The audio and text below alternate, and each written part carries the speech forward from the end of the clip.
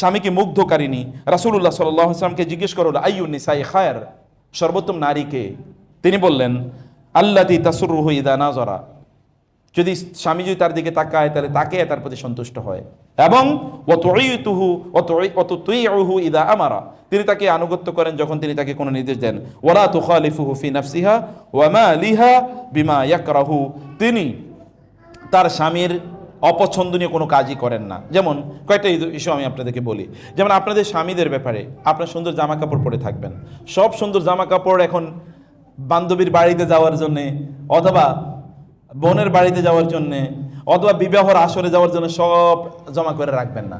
Ornaments তো এখন বোনেরা রাখে কোথায়? এখন হচ্ছে ব্যাংকের লকারে, শুধু ওই দিনই বাইর করে যেদিন কোনো বিয়ের অনুষ্ঠানে যাবে।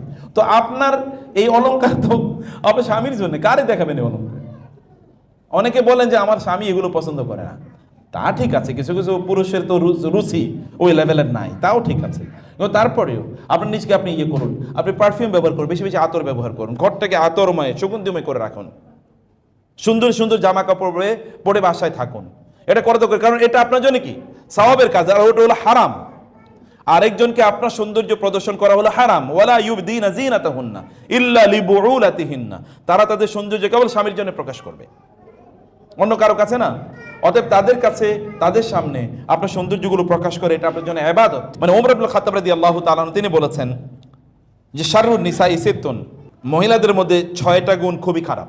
খারাপ 6টা গুণ আছে, এর মধ্যে কি আল হান্নানা, 2 নম্বর হচ্ছে আল আন্নানা, আল মান্নানা, আল হাদ্দাকা, আল বাররাকা, আল সাদ্দাকা। বুঝতে পেরেছেন? ভালো করে শুনুন, এটা মজার জিনিস। তিনি বলেছেন মহিলাদের মধ্যে শাররুন নিসাই সিত্তুন, নারীদের মধ্যে 6 ধরনের নারী আছে যারা খারাপ, অথবা নারীদের মধ্যে 6টা গুণ আছে, এটা খারাপ। এর মধ্যে 1 নম্বর গুণ হলো আল হান্নানা। হান্নানা মানে কেবল বাপের বাড়ির গল্প, কেবল কার গল্প? আর হান্নানা। এটা বেশি বেশি বলার দরকার নাই, কম বলবেন, এটা বেশি বেশি এটা বলার দরকার নেই। 2 নম্বর হচ্ছে কি আল আন্নানা, বেশি বেশি কি করে তারা কেবল আনিন, আনি মানে হচ্ছে কেবল কান্নাকাটি, কথায় কথায় নাক কাঁদুনি আছে না, একদম কথায় কথায় কেঁদে দেয়, এটা করা ভালো না। 3 নম্বর কি হচ্ছে আল মান্নানা, মানে কেবল খোঁটা দেয়। কি দেয়? কেবল খোঁটা দেয়। কিসের খোঁটা? আমার বান্ধবীর এত বড় একটা ফ্ল্যাট, আর তোমারে মিয়া বিয়ে করে আমার জীবনটা শেষ হয়ে গেছে, তোমার বিয়ে না করলে আমার ওই যে অমুকে কত, আমার বোন, আমার বান্ধবী, আমার অমুকে, তারা কত ভালো আছে। এটা হলো আল মান্নানা, মানে খোঁটা দেয়া। এটা খুবই একটা খারাপ কাজ। এটি কোনো নারী, যে সকল নারীর এই কাজটিগুলো করেন, মানে যদিও ওমর ইবনে খাত্তাব থেকে এরকম একটা বর্ণনা আছে, আমি জানি না বর্ণনাটি নিয়ে অনেক ধরনের বক্তব্য আছে যে এটা সত্য কিনা, কিন্তু আরবরাই জাতীয় কথাগুলো, আরবি ভাষায় জাতীয় কথাগুলো খুবই প্রসিদ্ধ। এবং 4 নম্বর হচ্ছে কি আল হাদ্দাকা। আল হাদ্দাকা মানে হচ্ছে তিনি কোথাও ধরেন বেড়াতে গেছেন, বান্ধবীর বাসায় বেড়াতে গেছেন, ওইখানে গিয়ে দেখলেন তার বাসার হলো 1500 স্কোয়ার ফিটের। এখন স্বামীরে বলেন, তুমি আমার এই 800 স্কোয়ার ফিটের বাসায় আর কত বছর রাখবা? অথবা ওইখানে একটা নতুন ডাইনিং টেবিল দেখে এসে, আমাদের ডাইনিং টেবিলটা এখন আমার ভালো লাগে না, ওইখানে কত সুন্দর একটা ডাইনিং টেবিল দেখে এসেছি। অথবা মার্কেটে গেলে যেটাই দেখে এটাই বাচ্চাদের মতো, এটা কত সুন্দর, চলো এটা নেই। মানে এই যে প্রবণতা, এই আল হাদ্দাকা, এই আল হাদ্দাকা টাইপের হওয়া কোন অবস্থায় এটা ভালো না। 5 নম্বর হচ্ছে আল বাররাকা। আল বাররাকা মানে হচ্ছে বিজলি, অর্থাৎ চোখের দিকে তাকাইলে মনে হচ্ছে ওখানে বিজলি জ্বলবে। এখন বিজলি জ্বলা মানে কি? চোখ দিয়ে মনে হচ্ছে খেয়ে ফেলবে, এরকম একটা টাইপের। ঠিক আছে?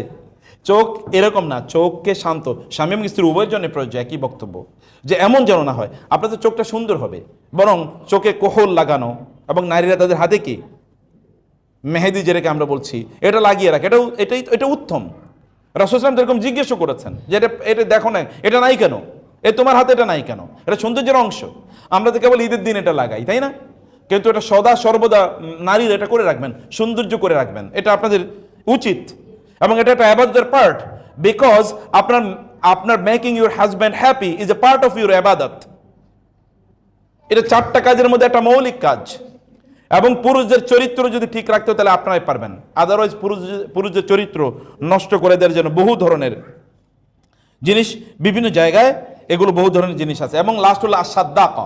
আসাদ্দাকা মানে হচ্ছে চিবিয়ে চিবিয়ে কথা বলা, না?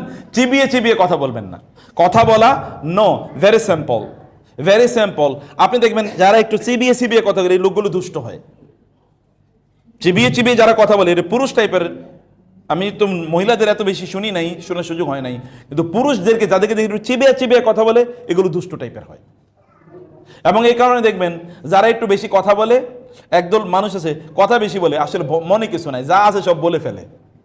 আবার যেগুলো আছে দেখবেন একেবারে কথা কম কয়, কথা কম বলে তো ভালো, কিন্তু কিছু কিছু আছে কথা কম বলে কিন্তু একটাই বলে, যেটা বলার পরে এরপরে আগুন লেগে গেছে চারিদিকে, আর নিভানো যাচ্ছে না, তাই না?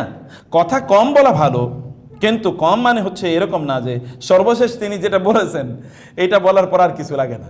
আমি আপনাদেরকে বলবো বোনেরা, বাজারে যাবেন, সুন্দর সুন্দর বই আছে, বিলিভ মি। আমাদের আজকে 2টা বই আছে এখানে। এটা হচ্ছে মায়েরা, আসলে সোনালী যুগের এই যে বড় বড় মানে ইসলামিক স্কলার যাদের কথা বললাম, তাদের মায়েরা কিভাবে তাদের সন্তানদেরকে লালন পালন করেছেন তার উপর একটা বই। আর একটা হলো গোটা জীবন জুড়ে নাসিহা দরকার আমাদের, কোন পদ্ধতিতে আমাদের জীবনটা পরিচালনা করবো। দুটো বই আপনারা নিয়ে যাবেন, এটা মাস্ট রিড। বাসায় বসে পড়বেন, বাচ্চাদেরকে নিয়ে পড়বেন, পড়াবেন, এবং অন্যদেরকে আপনারা গিফট করবেন, আত্মীয় স্বজনদেরকে, বোনদেরকে গিফট করবেন, বান্ধবীদেরকে গিফট করবেন। অন্য কিছু তো গিফট করছেন, হাদিয়া, বই, মানে অন্য কিছু যেটা আপনারা ঈদের সময় দিতেন, বাবাকে বই, 1-2টা বই তাদেরকে দেন, কালচার তৈরি হোক। আমি আমার জীবনে দেখেছি বাংলাদেশের একজন বড় ইসলামী ব্যাংকের প্রতিষ্ঠাতা সহ ইসলামিক ইউনিভার্সিটিগুলোর প্রতিষ্ঠাতার মধ্যে একজন, এত বড় স্কলার বাংলাদেশে খুব কম এসছে। আমাকে বলতে, চাচা আমি প্রতি মাসে 30-40 হাজার টাকার বই গিফট করি। আমি বললাম সুবহানাল্লাহ, সাদাকায়ে জারিয়ার কি বিশাল বড় কাজ।